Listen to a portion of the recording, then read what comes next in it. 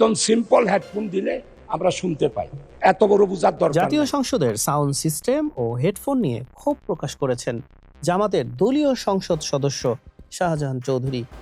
রোববার সংসদ অধিবেশনে তিনি হেডফোন দেখিয়ে বলেন, এত বড় বোঝা কেন?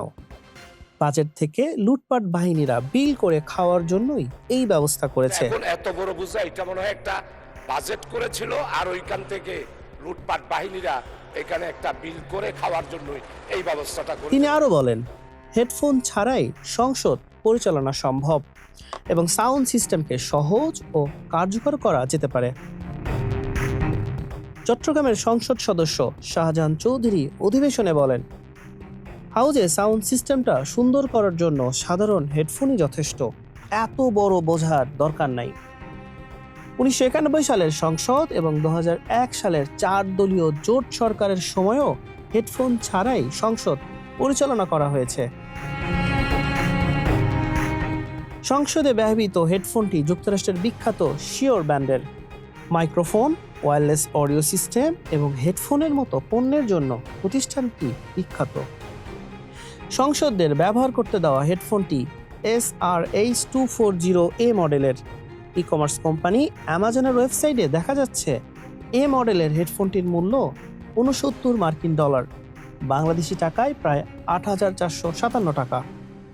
ব্র্যান্ডটির অন্য হেডফোনগুলোর মধ্যে রয়েছে AONIC 15 জেনারেশন 2 মডেলের, যার দাম $389, যা প্রায় 47,750 টাকা। গত বৃহস্পতিবার ত্রয়োদশ জাতীয় সংসদের প্রথম অধিবেশনেই হেডফোনের মান নিয়ে প্রশ্ন উঠেছে।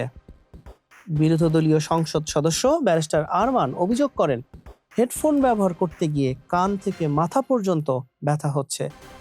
সামাজিক যোগাযোগ মাধ্যমে তিনি সংসদের সরঞ্জামের মান নিয়েও হতাশা প্রকাশ করেছেন।